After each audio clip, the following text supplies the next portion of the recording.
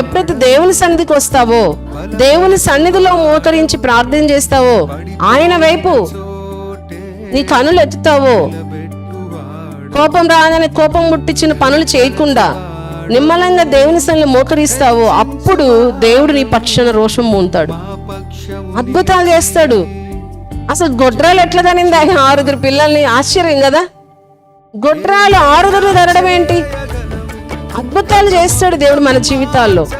అలాగే ఈ హన్నా జీవితాన్ని నాకు తెలిసి ఆ ప్రాంతం అంతటికి గొప్ప మాదిరి సాక్ష్యంగా దేవుడు పెట్టినట్టున్నాడు కదా. ఆ కొడుకుని తీసుకొని దేవుని మందిరంలో ఇవ్వడం ఏంటి? అబ్బా, ఆ తల్లిలా ఉండాలి మనం కూడా దేవునికి ఇచ్చే విషయంలో అని. చుట్టుపక్కల అందరూ ఇన్స్పైర్ అయి ఉండొచ్చు.